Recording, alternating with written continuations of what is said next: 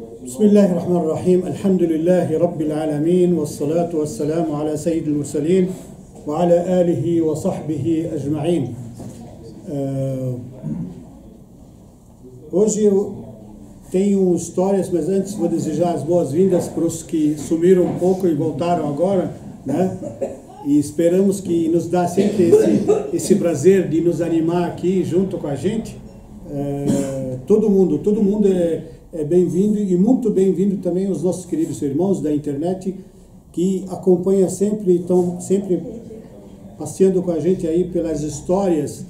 E tá certo que a gente acabou a história dos profetas, mas a gente está trazendo histórias de exemplo para vocês, para que a gente possa corrigir a nossa vida. Inclusive hoje a palestra é sobre isso, sobre como a gente valoriza a nossa cultura, a nossa base, que é muito rica e muito antiga, a história do islamismo e a história dos sábios muçulmanos e das grandes personalidades muçulmanas que passaram pela história.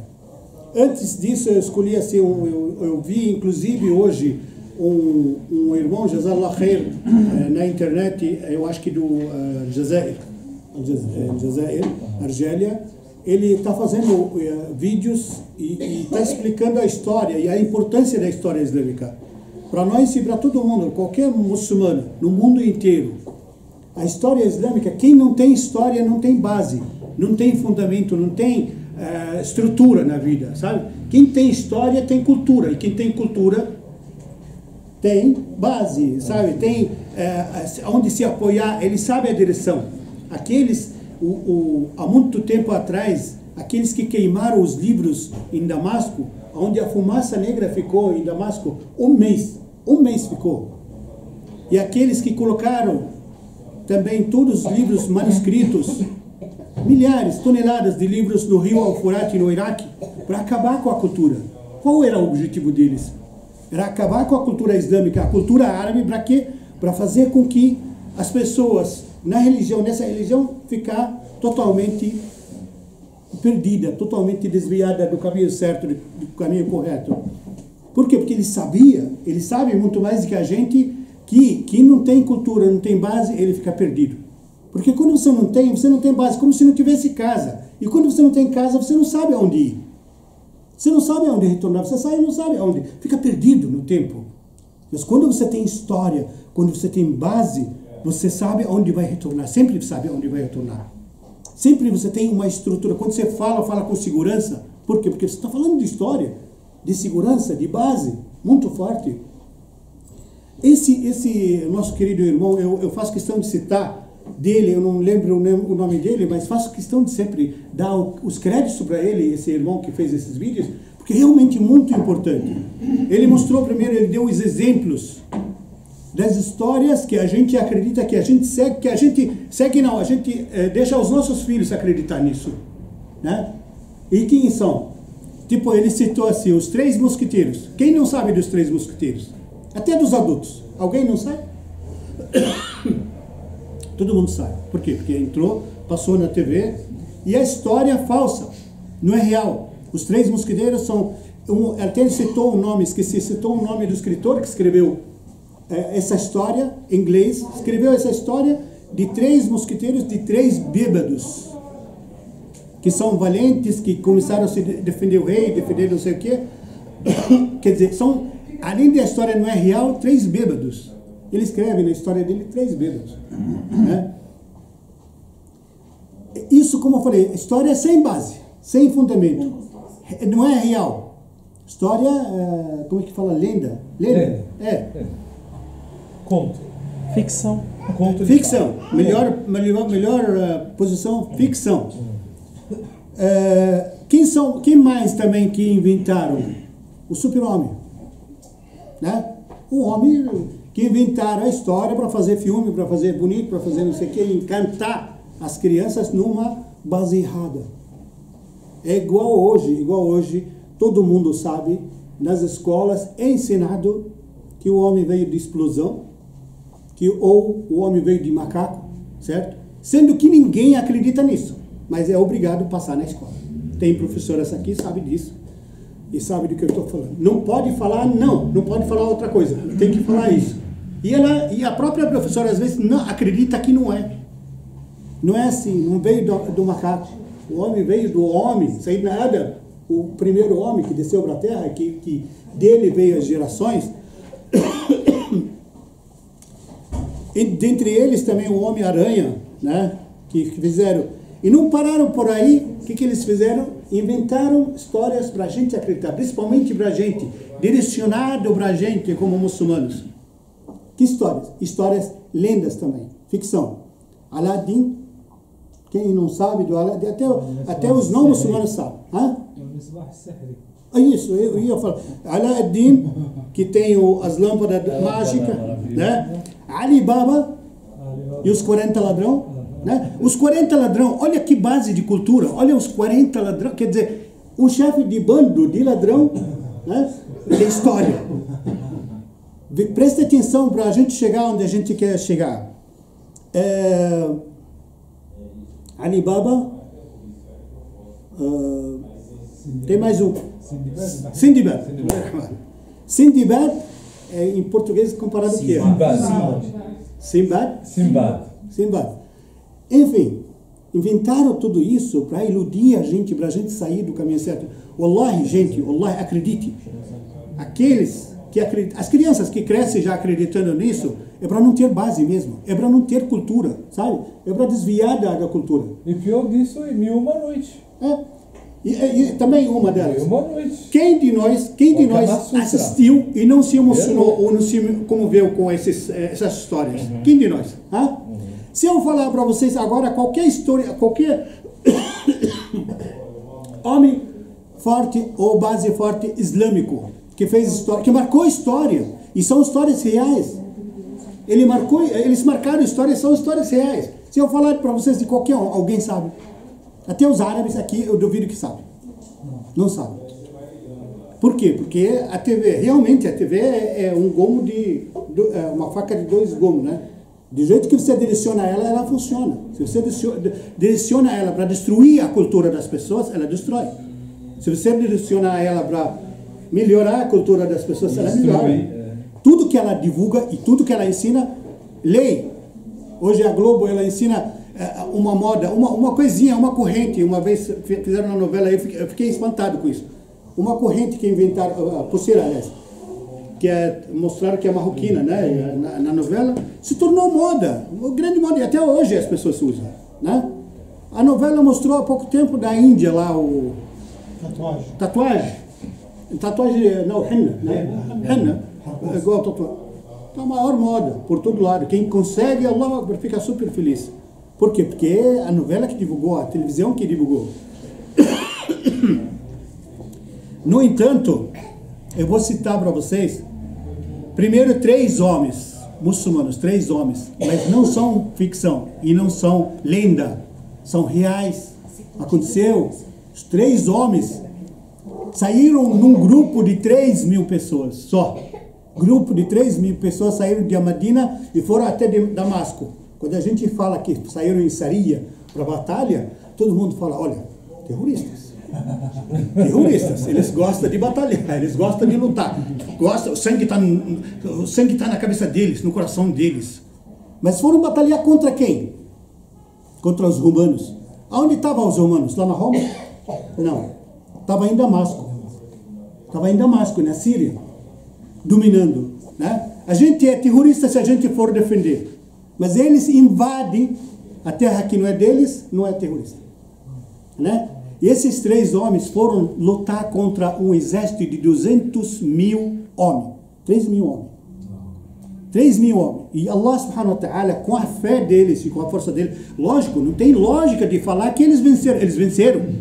Mas não entra na cabeça. 200.000 homens, ainda equipados. Os muçulmanos sempre, o armamento deles precário, né? Cada um fabrica a espada dele com a própria mão. Não tem escudo, não tem nada. Como é que vai vencer um exército super... É uma potência na época. Super bem planejado, preparado. Como é que vai vencer? E venceram. Por quê? Porque o Criador estava com eles. A vontade que eles foram, a fé que eles foram, marcaram história. E eles não eram igual os reis romanos e os persas, ficavam atrás do exército, numa barraca super protegida, só para assistir, só para olhar. Eles não, eles iam nas fileiras da frente lutar. Tanto é que esses 3 homens, esses 3 valentes homens, guerreiros, morreram os 3 nessa batalha. Venceram, mas morreram os 3 nessa batalha. Allah. Os romanos nessa batalha ficaram tremendo. Quando se escuta falar de muçulmano, eles tremiam. Tinha respeito, tinha valor. Por quê? Porque a gente sabia da nossa cultura, sabia quem são esses homens. Esses homens, às vezes, passavam fome para fornecer a comida para o resto do exército. Isso que é homem de valor. Quero ver alguém decorar. Esqueci de trazer chocolate. Alguém decorar o nome desses homens. Desses 3. Khalid bin Walid? Não. Eu ia falar. Khalid bin Walid? Não. وهم Zaid ibn Haritha. Zaid bin Haritha. Um deles. Zaid ibn Haritha. Esse é um dos únicos companheiros que é citado no Corão, né? Não está citado. Zaid. Segundo, Ja'far ibn Abi Talib. Ja'far ibn Abi Talib. O irmão de Sayyidina Ali ibn Abi Talib. Khalifa. Abdullah ibn Rawaha. Esse é o terceiro. Abdullah ibn Rawaha. Gente, esses homens que merecem esse valor de decorar, de deixar dentro da gente, porque eles marcaram a história. Eles conseguiram manter o respeito. E eles morreram, esses verdadeiros morreram. Não era para privilégio, para mostrar coisas bonitas para os outros e para se mostrar. Eles morreram para que essa religião maravilhosa chegar para mim, para você, para você, para você, para todo mundo. Para que chega hoje essa religião e chega com respeito. Eles morreram para isso, não morreram para privilégio pessoal, né? Desses homens, que temos muitos desses homens, que são que têm esses valores,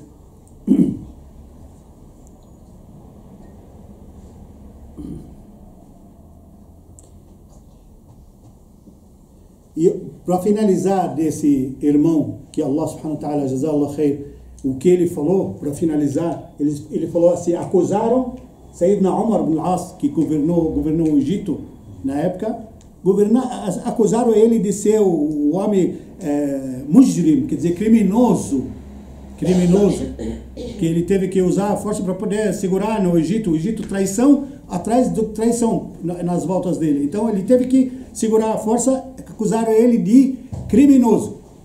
E hoje, nos livros de história, quase no mundo inteiro, inclusive nos países árabes, nos livros árabes, Napoleão Bonaparte, esse é o criminoso, mas colocaram ele como herói. Napoleão Bonaparte, né?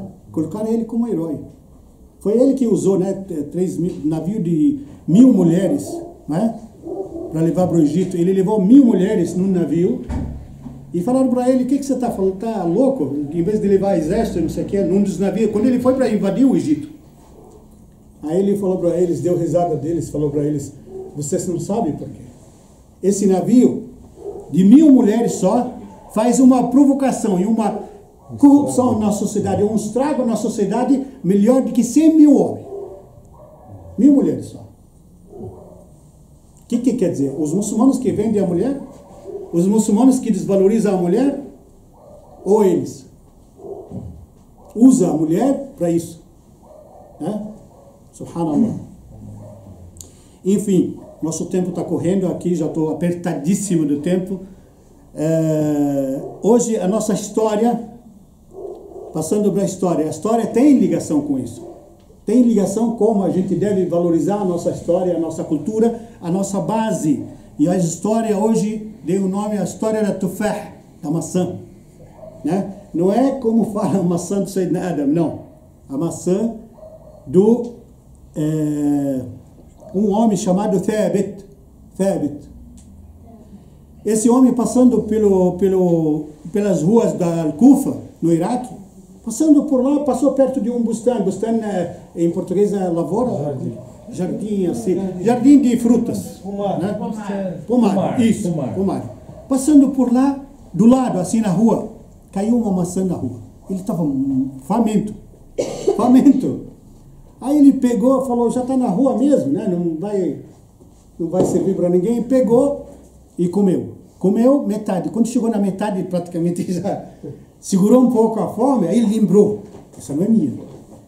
Como é que eu peguei e fui comendo sem pedir permissão? Olha só a educação, olha só a fé.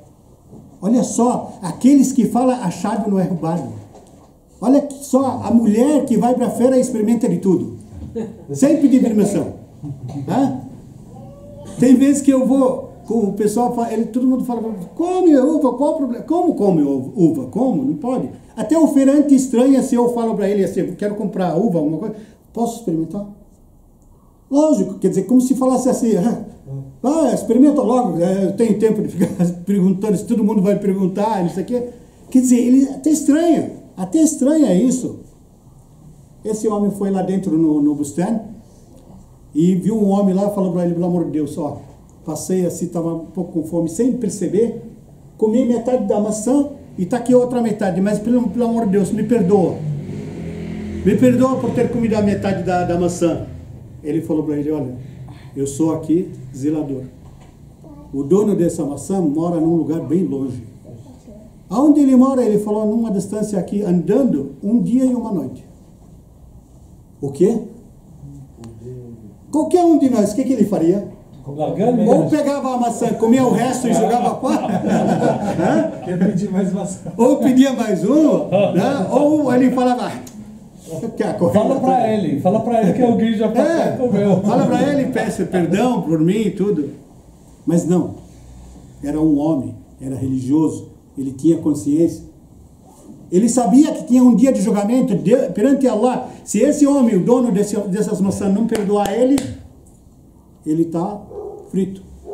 Acontece muito, gente, tudo isso é exemplo. Vamos pôr na caixa do mercado. Aconteceu comigo, no Extra. Passando o frango assim, a menina estava pesando, né? A caixa grande assim. Aí eu vi assim, cada caixa mais ou menos tinha 11 quilos, né? Pelo menos o valor que ela me cobrou não dá nem 1/3 do valor do frango. Quando eu tirei as caixas, assim, eu fui fazendo a conta, olhando a nota, fazendo a conta. Meu Deus, o que é isso? Tem alguma coisa errada. Eu ia andar, falei com ela falou para mim, não, moço, está tudo certo, é assim mesmo. A caixa às vezes não pega assim certo. Isso aqui. Falei, como não pega certo? Se não pega certo, tira os frangos e pesa 1 por 1. Aí ela não quis. Aí eu andei 2 passos assim e falei, espera aí, onde eu estou indo? Estou retardado? Onde eu estou indo? Ela está falando, vai, mas ela não é o dono do mercado. Nem o gerente é o dono do mercado. Como eu vou fazer isso? Eu voltei. Falei, moça, ou você pesa isso daí direito, ou vou lá no gerente e falo para ele. Entendeu? Acabo prejudicando você. Eu não quero prejudicar você. Mas faça as coisas direito. Mas como assim? Se eu pesar, o senhor sabe quanto que vai dar? Eu falei, sei. E eu estou disposto a pagar. Eu não vim para querer coisas a mais, não. Aí eu fiz. Tinha 2 homens. Ela não queria fazer porque tinha mais gente na fila. O homem deu risada e falou para ele, pode passar o dele, não tem problema. Aí ele me perguntou, por que você fez isso? Eu falei, porque eu sou muçulmano. E a minha consciência não permite que eu fizesse isso. Isso não é dela. Ele falou para mim, mas ela que permitiu, pode... Falei, mas não é dela, isso é dela. Não é dela. Se for faltar, vai faltar na caixa de quem? No bolso de quem? Não é do dono? Então, não quero nada aí devolver. Quer dizer, todos nós passamos por isso às vezes. E nunca você passa, mesmo que o gerente falar para você, não tem problema, pode ir, não vai. Porque no dia do juízo final, o dono dele pode ser o pior kéfer, o pior incrédulo. Pode vir no dia do juízo final te puxar pelo pescoço. Se você está entrando no paraíso, ele te puxa. Espera aí, você me deve. Mesmo que ele não viu isso na vida mundana, Allah subhanahu wa ta'ala vai fazer ele lembrar e ver. Então não faça isso. Não vale a pena. Wallahi, não vale a pena. Por nada desse mundo vale a pena levar os pecados lá para o dia do juízo final. Sempre define eles aqui. Enfim, a nossa história, o homem falou para ele, onde fica exatamente? Ele falou, em tal cidade, e o homem pegou e foi. um dia e uma noite andando para pedir perdão por metade de uma maçã. Ele não terminou de comer, ele ficou com medo, porque comeu a metade, o pecado dela é X. Se comer a inteira, o pecado dela é pior, o dobro. Então, não comeu. Ele segurou a maçã, embalou ela bem, colocou no bolso, foi lá. Quando chegou lá, fulano, senhor fulano, ele falou assim, ele falou, aconteceu assim, assado, estava passando perto da sua pomar, de seu pomar, e peguei essa maçã, tá aqui a metade dela, já estava podre praticamente, tá aqui a sua metade, me perdoa, só que me perdoa por outra metade que eu comi. Ele falou para ele, eu vou te perdoar, só que tem uma condição. Ele falou, tá bom. E um homem morrendo de cansaço, sabe, até com fome e tudo, ele falou, a minha condição para você perdoar, para te perdoar, é você casar com a minha filha. Falou, o quê? Claro. Nunca viu ele, nunca viu, mas essa consciência deu cartão de crédito, mostrou que confiança, que homem, que espécie de homem é. Ele falou, a condição é casar com a minha filha. Ele falou, tudo bem. Ele falou, só que antes de você aceitar, eu vou te explicar o que a minha filha é. A minha filha aleijada, cega, muda, surda. Só isso. Aí ele ficou pensando assim, isso é condição de uma mulher casar? Como vou casar com ela? Ele falou, só se você casar com a minha filha. Ele falou, ele está disposto, ele quer pedir perdão e tudo. Aí o que ele pensou? Na hora, subhanallah, olha que base, que gente, que fé. Na hora ele pensou com ele mesmo, além disso, pedir perdão e ele me perdoar, além de tudo isso, eu vou servi-la, eu vou ser escravo, empregado dela, servi-la nessas condições e ganhar recompensa perante Allah com ela, né? Olha só a intenção dele. Aí ele falou, tudo bem, aceito. Ele falou, tem certeza? Depois dessas condições, ele falou, tenho sim. Aí trouxe 2 testemunhas e uma pessoa para fazer o casamento, casou e chegou a hora de entrar no quarto da mulher dele. Fez o casamento todo, entrou no quarto sentada. Até então não viu ela? Não viu ela, Tá. Tinha visto ela. Sentou, entrou lá dentro, ela coberta toda. Aí ele cumprimentou. Quando entrou, ele falou, salam alaikum. Aí ela falou, alaikum salam. Opa. Ele falou, ela muda e surda. Como é que ela escutou e como é que ela respondeu? Né? Aí ele falou, olhou para ela assim. Aí estendeu a mão para ela cumprimentar ela. Ela estendeu a mão e levantou. Ué, não era aleijada? Subhanallah. Aí de repente, ela tirou o véu. Quando ela tirou o véu, acho que qualquer homem caía. De tanta beleza. De tanta beleza. Diz que é igual a lua. No dia, assim, na época de lua cheia. Ele especificou assim. É fora do comum. Aí ele perguntou para ela, espera aí, alguma coisa está errada. Será que eu entrei no lugar errado, quarto errado? Seu pai que está lá fora, né? Ela falou, seu pai falou que surda, muda, cega, aleijada. E tá aí, você não tem nenhum tipo desses defeitos? Ela falou, tenho sim.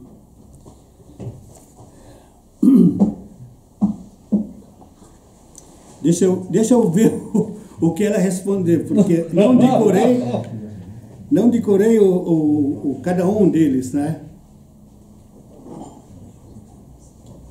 Ela falou, ele acertou, ele falou certo.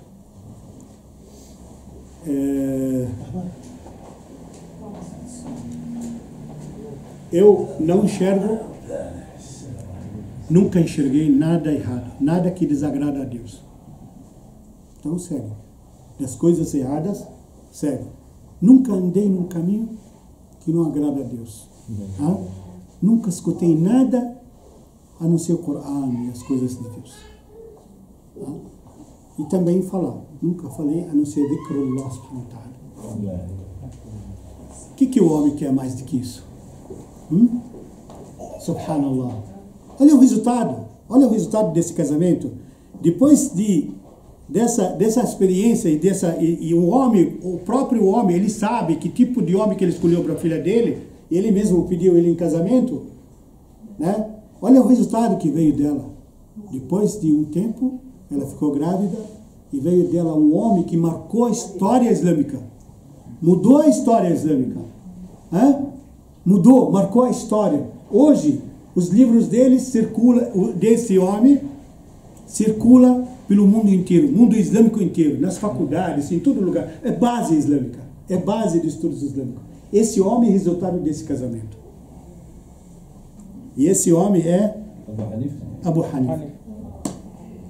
Abu Hanifa ibn Thabit. Sempre eu escutei Abu Hanifa ibn Thabit, mas nunca sabia ibn Thabit por quê. Hoje descobri, né? Hoje descobri ibn Thabit por quê. Porque esse homem que comeu a maçã, metade da maçã, era o Thabit, o nome dele é Thabit. Pobre de tudo, subhanallah. Olha só que homem que ele trouxe. Quem não ouviu falar de Abu Hanifa? Todo mundo, a base islâmica em todo lugar. Quando você vai, isso também nos dá outra lição importante na escolha do marido ou na escolha da mulher. Como o profeta sallallahu alaihi wasallam falou, escolhe-se a mulher ou o homem, dos dois lados, por 4. Pela beleza, pelo dinheiro, pela posição social ou pela sua fé. Religião, pela sua fé. Aí o que ele conciliou? Pela fé melhor. Pela fé melhor. A fé é melhor. A fé traz a beleza. A fé traz a educação. A fé traz posição social. Quem é religioso que não tem respeito na sociedade? Quem é religioso? Quem é religioso que não é rico? Todo religioso é rico. Não importa que tem rico. O rico, igual esses dias estava lendo uma frase do presidente do Uruguai. Aquele presidente pobre, sabe? Que todo mundo sabe. Que anda de Fusca azul. Anda de Fusca azul por todo lado, né? Ele escreveu uma frase, exatamente. Aquele exemplo para muitos. Ele escreveu assim: eles falam que eu sou muito pobre. O presidente mais pobre que ouve a história. E eu falo para eles que eu sou o mais rico que existe. Porque eu estou feliz e satisfeito com o que eu tenho. E muitos milionários, mais bilionários, né? E não estão satisfeitos. Esses não são ricos. Não são ricos, porque quem não está satisfeito nunca vai ficar rico. Nunca. Porque como o profeta sallallahu alaihi wasallam falou, só enche os olhos do ser humano a terra. Por quê? Por mais que quer, por mais que tem, quer mais. Uma vez falava para uma pessoa, só para encerrar, falava para uma pessoa assim, aqui, dinheiro, assim, assado, um conhecido meu, amigo meu, né? Faça zakat, faça doação. Ele falou, espera, quando eu atingir 2 milhões, inshallah, eu vou fazer isso aqui, né? Hoje deve ter uns 20, 30 milhões, né? E ainda não começou. Quando vai começar, não sei. Quando chegar, como o profeta sallallahu alaihi wasallam falou, quando a terra vai encher os olhos dele. Lá ele vai parar, lá ele vai ficar rico e vai ficar satisfeito. Então vocês pensam, porque qualquer um que desce para o túmulo, qualquer um, quando fecha o túmulo, mesmo sendo religioso e virtuoso, ele fala para Allah subhanahu wa ta'ala, quando vê os anjos, fala assim, me traz para a terra, me devolve para a terra um segundo só. Se for milionário, ele ia doar tudo que ele tem.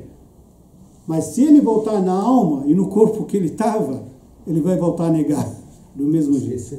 Ele vai voltar e vai esquecer, vai falar assim, inshallah, quando terminar, quando tiver X, quando tiver tal. Porque quem tem hoje 1 milhão quer 2, quem tem 2 quer 3, quem tem 4 quer 10. As pessoas querem cada vez mais, não enche os olhos dela, né? Por isso, espero que Allah subhanahu wa ta'ala enche nossos olhos e nossas almas com satisfação da fé, na fé, inshallah, e satisfação e agradecimento ao Allah subhanahu wa ta'ala que nos deu tudo isso, inshallah.